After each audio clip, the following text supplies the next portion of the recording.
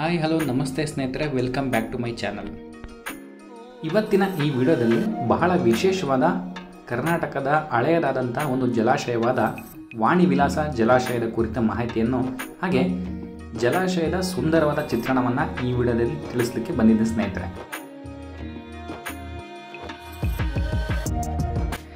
ಭಾಳಷ್ಟು ಕಷ್ಟಪಟ್ಟು ನಿಮ್ಮೆಲ್ಲರಿಗೂ ಪ್ರಕೃತಿಯಲ್ಲಿನ ಸುಂದರ ತಾಣಗಳು, ಪ್ರವಾಸಿ ಪ್ರೇಕ್ಷಣೀಯ ಸ್ಥಳಗಳು ಹಾಗೂ ಮಾನವನ ದಾಳಿಯಿಂದ ಪ್ರಕೃತಿಯಲ್ಲಿ ಕಣ್ಮರೆಯಾಗಿರುವ ಎಷ್ಟೋ ಸುಂದರ ಐತಿಹಾಸ್ಯ ಹೊಂದಿರುವ ಸ್ಥಳಗಳನ್ನು ನಿಮ್ಮೆಲ್ಲರಿಗೂ ತೋರಿಸುವ ಆಸೆ ನನ್ನದು.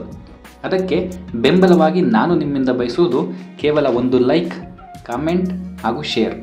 ಹಾಗೆ ನನ್ನ ಚಾನಲ್ನ ಸಬ್ಸ್ಕ್ರೈಬ್ ಮಾಡೋದ್ರಿಂದ ಇಂತಹ ಅನೇಕ ಪ್ರದೇಶ ಸುತ್ತಿ ತೋರಿಸುವ ನನಗೆ ಎಷ್ಟೋ ಹುಮ್ಮಸ್ಸು ಸಿಗುತ್ತೆ. ಈಗಲೇ ನನ್ನ ಚಾನಲ್ನ ಸಬ್ಸ್ಕ್ರೈಬ್ ಮಾಡಿ ಮತ್ತು ಪಕ್ಕದಲ್ಲಿರ್ತಕ್ಕಂಥ ಬೆಲ್ ಐಕನ್ನ ಕ್ಲಿಕ್ ಮಾಡಿ ಆಲ್ ಅಂತ ಆಪ್ಷನ್ನ ಸೆಲೆಕ್ಟ್ ಮಾಡ್ಕೊಳ್ಳಿ.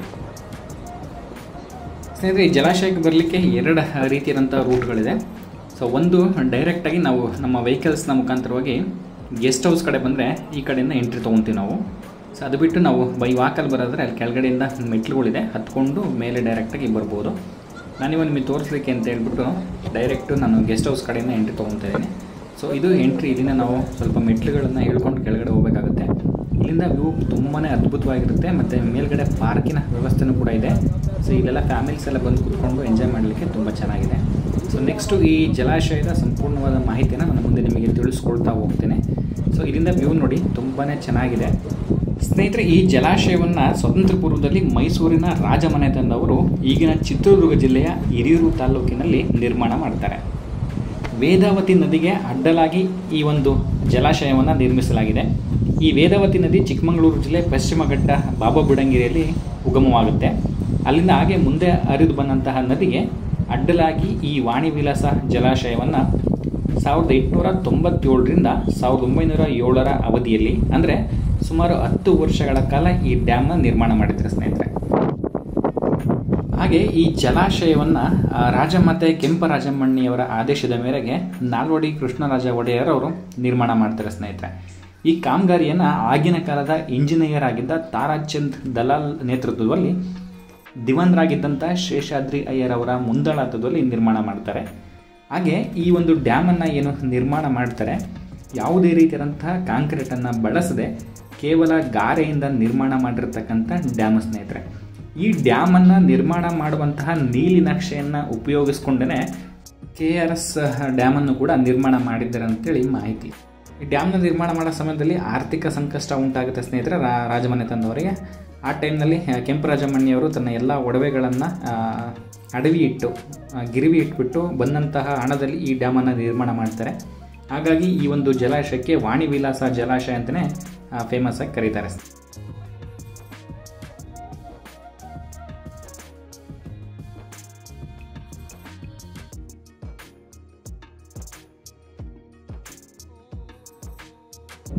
ಇಲ್ಲಿ ನಾವು ಡ್ಯಾಮಿನ ಹತ್ರ ಬಂದಾಯಿತು. ಮೇಲ್ಗಡೆ ಏನು ಡ್ಯಾಮ್ ಕಾಣುತ್ತೆ ಅಲ್ಲಿಗೆ ಬಂದಿರೋ ವ್ಯೂ ಪಾಯಿಂಟ್ಗೆ. ಸೊ ಇಲ್ಲಿ ಡ್ಯಾಮ್ ಹತ್ರ ಬಂದ ತಕ್ಷಣ ನಮಗೆ ಫಸ್ಟಾಗಿ ಕಾಣ್ತಕ್ಕಂಥದ್ದು ಒಂದು ಮಂಟಪ ಇದೆ. ತುಂಬ ಚೆನ್ನಾಗಿದೆ ಮಂಟಪ ಇದು.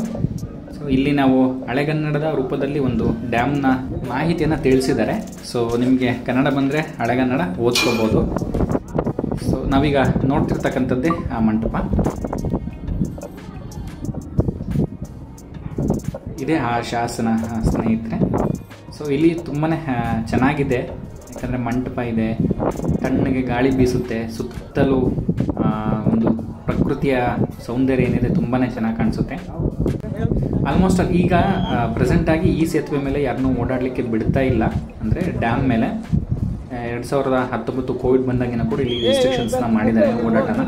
ಕೆಲವರು ರೀಲ್ಸ್ ಮಾಡಿ ಕೆಳಗಡೆ ಬಿದ್ದು ಸೂಸೈಡ್ ಮಾಡ್ಕೊಂಡಿರ್ತಕ್ಕಂಥ ಸಾಕಷ್ಟು ಘಟನೆಗಳಿಂದಾಗಿ ಇಲ್ಲಿ ಯಾರನ್ನೂ ಕೂಡ ಅಲೋ ಮಾಡ್ತಾ ಇಲ್ಲ. ವಿತ್ ಪರ್ಮಿಷನ್ ಬಂದರೆ ನಾವು ಇದ್ರ ಮೇಲೆ ಪೂರ್ತಿ ಓಡಾಡ್ಬೋದು. ಇಲ್ಲ ಅಂತಂದರೆ ಅಲ್ಲೇ ಮುಂದೆ ಸ್ವಲ್ಪ ಓಡಾಡ್ಬಿಟ್ಟು ಫೋಟೋ ತೆಗೆಸ್ಕೊಂಡು ಮತ್ತೆ ರಿಟರ್ನ್ ಹಾಕಬೇಕಾಗತ್ತೆ.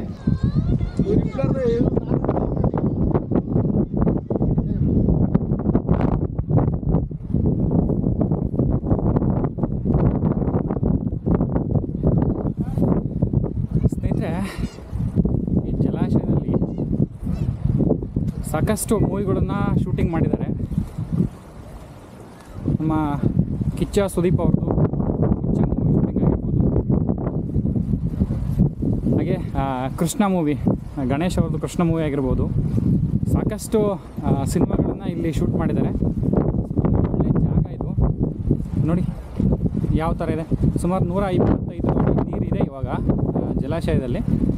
ಸೊ ಕೆಲವು ಇನ್ನೊಂದು ಈ ಜಲಾಶಯದ ಇನ್ನೊಂದು ವಿಶೇಷ ಅಂತಂದರೆ ಯಾವುದೇ ಕ್ರಸ್ಟ್ ಗೇಟ್ಗಳಿಲ್ಲ ಇಲ್ಲಿ. KRS ಡ್ಯಾಮಲ್ಲಿ ಇರೋ ಥರ ಕ್ರಸ್ಟ್ ಗೇಟ್ಗಳೇನಿಲ್ಲ ಈ ಜಲಾಶಯದಲ್ಲಿ. ಸೊ ಅಂಡರ್ಗ್ರೌಂಡಲ್ಲಿ ಒಂದು ಕಾಲುವೆಗಳ ಥರ ಮಾಡಿದ್ದಾರೆ. ಸೊ ಇಲ್ಲಿನ ಗೇಟನ್ನು ಎತ್ತಿದರೆ ಅಂಡರ್ಗ್ರೌಂಡಲ್ಲಿ ನೀರು ಹೊರಗಡೆ ಹೋಗುತ್ತೆ. ನಾವು ಅದು ಜಲಾಶಯದಲ್ಲಿ ಅದನ್ನ ನೋಡಲಿಕ್ಕೆ ಸಿಗೋದಿಲ್ಲ ನಮಗೆ. ಸೊ ಆ ಕಡೆ ಸ್ವಲ್ಪ ದೂರ ನಾನು ನಿಮಗೆ ತೋರಿಸ್ತೀನಿ ಆಮೇಲೆ ಎಲ್ಲಿಂದ ನೀರು ಜಲಾಶಯದಿಂದ ಯಾವ ರೀತಿ ಒಳಗಡೆ ಹೋಗ್ತಾ ಇದೆ ಅಂತೇಳಿ. ಹೊರಗಡೆ ಹೋಗ್ತಾ ಇರೋದು ಸುಮಾರು ಇದು ಚಿತ್ರದುರ್ಗ ಜಿಲ್ಲೆಗೆ ಒಂದು ಕಿರೀಟ ಇದ್ದಂಗೆ ಈ ಜಲಾಶಯ. ಯಾಕಂದರೆ ಚಿತ್ರದುರ್ಗ ಜಿಲ್ಲೆ ಅಂದ್ರೇ ಒಂದು ಬರದ ನಾಡು, ಬರ ಇರತಕ್ಕಂಥ ಪ್ಲೇಸ್ ಆಗಿರೋದ್ರಿಂದ ಸೊ ಈ ಜಲಾಶಯ ಆಗಿನ ಕಾಲದಲ್ಲಿ ಮೈಸೂರು ಮಹಾರಾಜರು ಈ ಜಲಾಶಯವನ್ನು ಕಟ್ಟಿರೋದು ಚಿತ್ರದುರ್ಗ ಮತ್ತು ಸುತ್ತಮುತ್ತಲಿನ ಎಷ್ಟೋ ಜಿಲ್ಲೆಗಳಿಗೆ ಒಂದು ಆ ಒಂದು ಬೇಸಿಗೆ ಮತ್ತು ಇದನ್ನು ಬರಗಾಲದಿಂದ ಒಂದು ಮುಕ್ತಿಯನ್ನು ಕೊಡ್ತಿರ್ತಕ್ಕಂಥ ಒಂದು ಒಳ್ಳೆ ಅಣೆಕಟ್ಟು ಇದು. ಸೊ ಇಲ್ಲಿ ಹಾಗೆ ಈ ಜಲಾಶಯದ ಮೈನು ಅಟ್ರಾಕ್ಷನ್ ಅಂದರೆ ಇಲ್ಲೊಂದು ದೇವಸ್ಥಾನ ಇದೆ, ಕಣಿವೆ ಮಾರಮ್ಮ ಅಂತೇಳಿ ದೇವಸ್ಥಾನದ ಹೆಸರು. ಸೊ ತುಂಬಾ ಪವರ್ಫುಲ್ ಆಗಿರ್ತಕ್ಕಂಥ ಶಕ್ತಿ ದೇವತೆ. ಸೊ ನೋಡ್ಬೋದು ನೀವು ಇಲ್ಲಿ ಆಲ್ಮೋಸ್ಟ್ ಅಲ್ಲೂ ಪರ್ಮಿಷನ್ಗಳಿಲ್ಲ. ಸೊ ಪರ್ಮಿಷನ್ಗಳು ತೊಗೊಂಡು ನಾವು ವಿಡಿಯೋ ಕವರ್ ಮಾಡಿ ನಿಮಗೆ ತೋರಿಸ್ತಾ ಇದ್ದೀನಿ. ಸೊ ಆ ಕಡೆ ಏನಿದೆ ಇಲ್ಲಿಂದ ಎಂಟ್ರಿ ಆದರೆ ನಾವು ಸೊ ಅಲ್ಲಿ ನೋಡ್ತಿರ್ಬೋದು ನೀವು, ಆ ಪ್ಲೇಸಿಂದ ಎಂಟ್ರಿ ಆಗ್ತೀವಿ. ಸೊ ಕೃಷ್ಣ ಮೂವಿ ಎಲ್ಲ ಇದೇ ಪ್ಲೇಸಲ್ಲಿ ಶೂಟ್ ಆಗಿರೋದು ಕೃಷ್ಣ ಮೂವಿದು. ಸೊ ಈ ಥರ ನಾವು ಜಲಾಶಯದ ಮೇಲೆ ಓಡಾಡ್ಬೋದು. ಸೊ ಇನ್ನೊಂದು ಬೇರೆ ಯಾವ ಜಲಾಶಯದಲ್ಲೂ ಇಷ್ಟು ಈಸಿಯಾಗಿ ಓಡಾಡಲಿಕ್ಕೆ ಎಲ್ಲೂ ಸಿಗೋದಿಲ್ಲ. ಬಟ್ ಇಲ್ಲೂ ಕೂಡ ಕಳೆದ 2019 ಡಿಸೆಂಬರಲ್ಲಿ ಏನಿದೆ ಕೋವಿಡ್ ಟೈಮ್ ಬಂದಾಗಿಂದನೂ ಕೂಡ ಇಲ್ಲೂ ಕೂಡ ಪರ್ಮಿಷನ್ಗಳಿಲ್ಲ. ಪರ್ಮಿಷನ್ ತೊಗೊಂಡು ಬಂದುಬಿಟ್ಟು ನೀವೆಲ್ಲ ಓಡಾಡ್ಬೋದು. ತುಂಬ ಚೆನ್ನಾಗಿದೆ ಸ್ನೇಹಿತರೆ, ಒಳ್ಳೆ ಪ್ಲೇಸು ಕೂಡ. ಸೊ ಹಾಗೆ ನೋಡ್ಬೋದು ಆಗಿನ ಕಾಲದಲ್ಲಿ ಯಾವುದೇ ಕಾಂಕ್ರೀಟನ್ನು ಬಳಸದೆ, ಅಂದರೆ ಯಾವುದೇ ಕಾಂಕ್ರೀಟ್ ಬಳಸದೆ ಸಂಪೂರ್ಣ ಗಾರೆ, ಅಂದರೆ ಅವಾಗ ಗಾರೆ ಅಂತ ಮಾಡ್ತಾಯಿದ್ರು. ಸಣ್ಣದ ಕಲ್ಲು, ಸೊ ಮೊಟ್ಟೆ, ಇನ್ನಿತರ ಅನೇಕ ಪದಾರ್ಥಗಳನ್ನೆಲ್ಲನೂ ಸೇರಿಸ್ಬಿಟ್ಟು ಗಾರೆ ಅಂತ ಮಾಡ್ತಾಯಿದ್ರು. ಆ ಗಾರೆಯಿಂದ ಕಟ್ಟಿರ್ತಕ್ಕಂಥ ಜಲಾಶಯ ಸ್ನೇಹಿತರೆ ಇದು. ಸೊ ಅದನ್ನು ಕೂಡ ಒಂದು ಇಂಜಿನಿಯರಿಂಗ್ ಅದ್ಭುತ ಅಂತ ಹೇಳ್ಬೋದು. ನೋಡ್ಬೋದು. ಸೊ ಇಲ್ಲೇನಿದೆ ನಿಮಗೆ ಬ್ಯಾಕಲ್ಲಿ ಕಾಣಿಸ್ತಾ ಇದೆಯಾ, ನೀರು ಎಷ್ಟು ಫೋರ್ಸಾಗಿ ಹರಿತಾ ಇದೆ ಇಲ್ಲಿ. ಸೊ ಇದು ಆ್ಯಕ್ಚುಲಿ ನೀರು ಜಲಾಶಯದಿಂದ ಹೊರಗಡೆ ಹೋಗ್ತಿರ್ತಕ್ಕಂಥ ದೃಶ್ಯ ಇದು. ಸೊ ಇಲ್ಲಿ ಕ್ರಸ್ಟ್ ಗೇಟ್ ಇಲ್ಲ, ಆವಾಗಲೇ ನಾನು ನಿಮಗೆ ಹೇಳಿದ್ನಲ್ಲ ಕ್ರಸ್ಟ್ ಗೇಟ್ ಇಲ್ಲ ಈ ಜಲಾಶಯಕ್ಕೆ. ಸೊ ನೀರು ಅಂಡರ್ಗ್ರೌಂಡ್ ಮುಖಾಂತರ ಇಲ್ಲಿಂದ ಹೊರಗಡೆ ಹೋಗುತ್ತೆ. ಸೊ ಅಂಡರ್ಗ್ರೌಂಡ್ ಹೋಗಿದ್ದು ಗೇಟ್ಗಳು ನೋಡಿ ಇಲ್ಲಿ ಕಾಣಿಸ್ತಾ ಇದೆಯಲ್ಲ, ಇವೇನೇ ಅವು ಗೇಟ್ಗಳು, ಅಂದರೆ ನೀರನ್ನು ಓಪನ್ ಮಾಡಲಿಕ್ಕೆ ಇರ್ತಕ್ಕಂಥ ಗೇಟ್ಗಳಿದು. ಸೊ ಇದನ್ನು ಓಪನ್ ಮಾಡಿದರೆ ಕೆಳಗಡೆಯಿಂದ ಅಂಡರ್ಗ್ರೌಂಡ್ ಮುಖಾಂತರನೇ ನೀರು ಕೆಳಗಡೆ ಹೋಗುತ್ತೆ. ನಿಮಗೆ ತೋರಿಸ್ತೀನಿ ನೋಡಿ, ಅದು ಕ್ಲಿಯರಾಗಿ ಇದೆ ನೋಡಿ.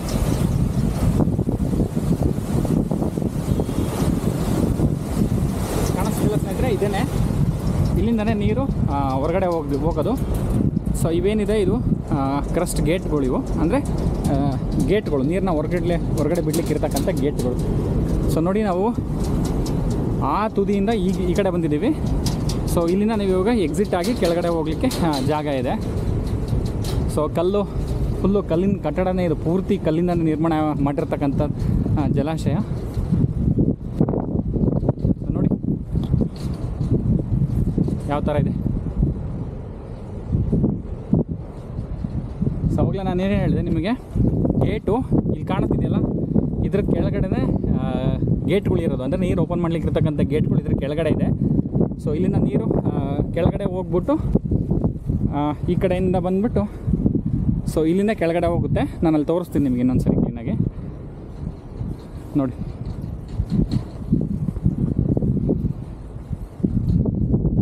ಸೊ ಮೈಸೂರು ಮಹಾರಾಜರ ಕಾಲದಲ್ಲಿ ಸ್ವತಂತ್ರ ಪೂರ್ವದಲ್ಲಿ ನಿರ್ಮಾಣವಾದಂತಹ ಜಲಾಶಯ, ಅದು ನಮ್ಮ ಚಿತ್ರದುರ್ಗ ಜಿಲ್ಲೆಯಲ್ಲಿ.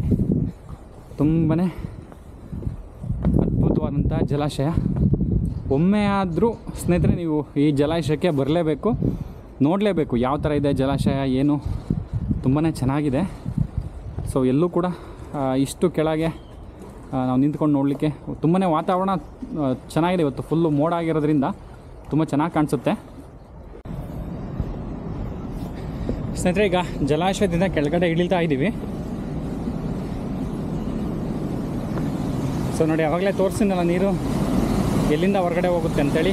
ಇದೆ ನೋಡಿ.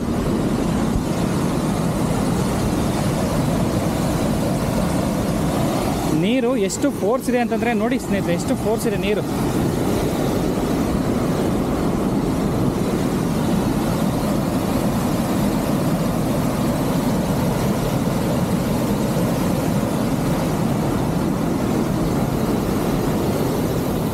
ನೀರು ತುಂಬಾ ಫೋರ್ಸಿಂದ ಕೆಳಗಡೆ ಹೋಗ್ತಾ ಇದೆ. ಸೊ ನೋಡಿ ಜಲಾಶಯ ಹೇಗಿದೆ. ಸುಮಾರು 50 ಮೀಟರ್ಸು, ಅಂದರೆ 50 ಮೀಟರು.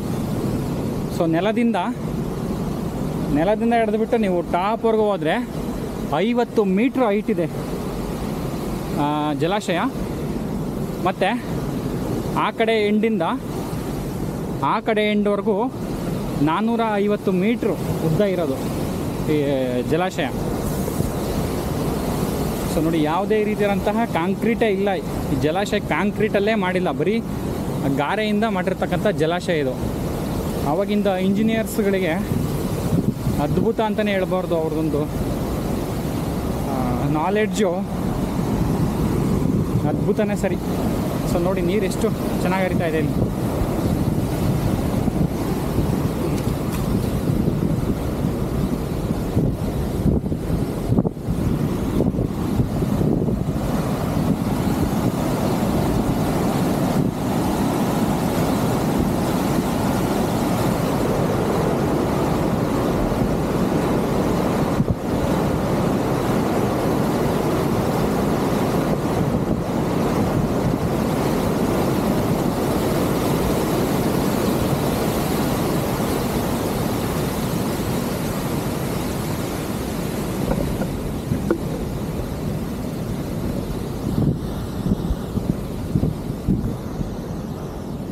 ಇದಿಷ್ಟು ವಾಣಿವಿಲಾಸ ಜಲಾಶಯ ಸ್ನೇಹಿತರೆ. ಹಾಗೆ ಇನ್ನೊಂದು ಇಲ್ಲಿನ ವಿಶೇಷ ಅಂತಂದರೆ ಮಾರಿಕಣಿವೆ ದೇವಸ್ಥಾನ. ಕಣಿವೆ ಮಾರಮ್ಮನವರು ತುಂಬಾ ಪವರ್ಫುಲ್ ದೇವತೆ. ನಾನು ಅಲ್ಲೂ ಕೂಡ ನಿಮಗೆ ವಿಡಿಯೋ ಮಾಡಿಬಿಟ್ಟು ತಿಳಿಸ್ಕೊಡ್ತೀನಿ. ಸೊ ಅಲ್ಲಿ ತನಕ ದೇವಸ್ಥಾನಕ್ಕೆ ಹೋಗೋ ತನಕ ಸ್ವಲ್ಪ ನಾನು ವಿಡಿಯೋನ ಇಲ್ಲಿಗೆ ಎಂಡ್ ಮಾಡ್ತಾಯಿದ್ದೀನಿ. ನೆಕ್ಸ್ಟ್ ನಾನು ದೇವಸ್ಥಾನ ಹತ್ರ ಹೋದ್ಮೇಲೆ ಮತ್ತೆ ಕಂಟಿನ್ಯೂ ಮಾಡ್ತೀನಿ. ಸ್ನೇಹಿತರೆ, ಈಗ ದೇವಸ್ಥಾನ ಹತ್ರ ಬಂದಾಯಿತು. ಇದು ಕಣಿವೆ ಮಾರಮ್ಮ ದೇವಸ್ಥಾನ. ಸೊ ಈ ಜಾಗನೂ ಕೂಡ ಮಾರಿ ಕಣಿವೆ ಅಂತಲೇ ಕೂಡ ಪ್ರಸಿದ್ಧಿಯಾಗಿರ್ತಕ್ಕಂಥ ಜಾಗ ಇದು. ಮಾರಿ ಕಣಿವೆ ಡ್ಯಾಮ್ ಅಂತಲೂ ಕೂಡ ಇದಕ್ಕೆ ಕರೀತಾರೆ. ಸೊ ಇಲ್ಲಿ ಈ ದೇವಸ್ಥಾನದ ಒಂದು ಕಟ್ಟಲಿಕ್ಕೆ ಒಂದು ನಿದರ್ಶನ ಅಂತಂದರೆ, ಸೊ ಏನು ಡ್ಯಾಮನ್ನು ಬಿಲ್ಡ್ ಮಾಡ್ತಾ ಇರ್ತಾರೆ ಆ ಸಂದರ್ಭದಲ್ಲಿ ದೇವಿಯವರು ಕೃಷ್ಣರಾಜ ಒಡೆಯರ ಕನಸಿನಲ್ಲಿ ಬಂದು ಈ ಡ್ಯಾಮನ್ನು ನಿರ್ಮಾಣ ಮಾಡಿರ್ತಕ್ಕಂಥ ಜಾಗದಲ್ಲಿ ನನ್ನ ಪ್ರತಿಷ್ಠಾಪನೆ ಮಾಡಬೇಕು, ಹಾಗೆ ನಾನು ಈ ಡ್ಯಾಮನ್ನು ಯಾವುದೇ ರೀತಿಯಾದಂಥ ತೊಂದರೆ ಬರದಂಗೆ ನಾನು ಕಾಪಾಡ್ಕೊಂಡು ಹೋಗ್ತೀನಿ ಅಂತಕ್ಕಂಥ ಒಂದು ಸಂದೇಶವನ್ನು ಕನಸಿನಲ್ಲಿ ಕೊಡ್ತಾರಂತೆ ಸ್ನೇಹಿತರೆ. ಹಾಗಾಗಿ ಇಲ್ಲಿ ದೇವಿಯನ್ನು ಪ್ರತಿಷ್ಠಾಪನೆ ಮಾಡಿ ಡ್ಯಾಮ್ನ ಕಾರ್ಯಗಳನ್ನು ಪೂರ್ತಿ ಮಾಡ್ತಾರೆ. ಸೊ ಹಾಗಾಗಿ ಇಲ್ಲಿ ಮಾರಿ ಕಣಿವೆ ದೇವಸ್ಥಾನದಲ್ಲಿ ಕಣಿವೆ ಮಾರಮ್ಮನವರೇ ಈ ಒಂದು ಡ್ಯಾಮನ್ನು ಕಾಯ್ತಾ ಇದೆ ಅಂತಕ್ಕಂಥ ಒಂದು ಪ್ರತೀತಿಯನ್ನು ಕೂಡ ನಾವಿಲ್ಲಿ ಕೇಳಬಹುದು.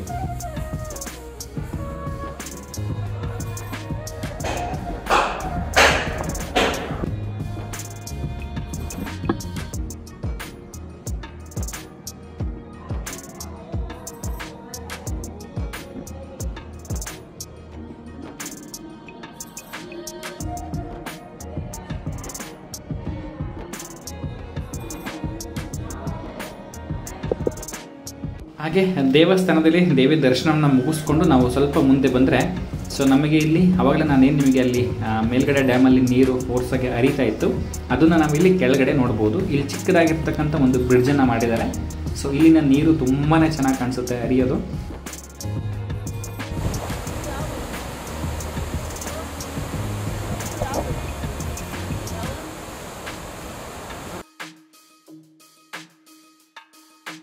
ಸೊ ಈ ವ್ಯೂ ನಮಗೆ ಆ ರೋಡಲ್ಲಿ ಬರಬೇಕಾದ್ರೆ ಸಿಗುತ್ತೆ ಸ್ನೇಹಿತರೆ. ಅಂದರೆ ನೀರು ಹರಿತಾ ಇದೆ ಇಲ್ಲಿ. ನಾವು ಡ್ಯಾಮಿಗೆ ಹೋಗ್ಬೇಕಾದ್ರೆ ನಮಗೆ ಈ ಒಂದು ಪ್ಲೇಸು ರೋಡಲ್ಲೇ ಸಿಗುತ್ತೆ. ಇಲ್ಲಿನೂ ಕೂಡ ನೀವು ನಿಂತು ಸ್ವಲ್ಪ ಹೊತ್ತು ಎಂಜಾಯ್ ಮಾಡ್ಬೋದು ಪ್ಲೇಸ್ನ. ಇದು ಇಷ್ಟು ಸ್ನೇಹಿತರೆ ವಾಣಿವಿಲಾಸ ಜಲಾಶಯ ಅಥವಾ ಮಾರಿಕಣಿವೆ ಜಲಾಶಯದ ಕುರಿತಂಥ ಸಂಪೂರ್ಣ ಮಾಹಿತಿ ಮತ್ತು ಈಗಿನ ವಾಣಿವಿಲಾಸ ಜಲಾಶಯದ ಸಂಪೂರ್ಣ ಚಿತ್ರಣ. ಇಷ್ಟೊತ್ತು ವಿಡಿಯೋ ನೋಡಿದೆ ಅಂದರೆ ನಿಮಗೆ ವಿಡಿಯೋ ಎಲ್ಲಾದರೂ ಸ್ವಲ್ಪನಾದರೂ ಇಷ್ಟ ಆಗುತ್ತೆ ಸ್ನೇಹಿತರೆ. ಸೊ ಚಾನಲ್ನ ಸಬ್ಸ್ಕ್ರೈಬ್ ಮಾಡಿ, ಹಾಗೆ ಪಕ್ಕದಲ್ಲಿರ್ತಕ್ಕಂಥ ಬೆಲ್ ಐಕನ್ನ ಕ್ಲಿಕ್ ಮಾಡಿ.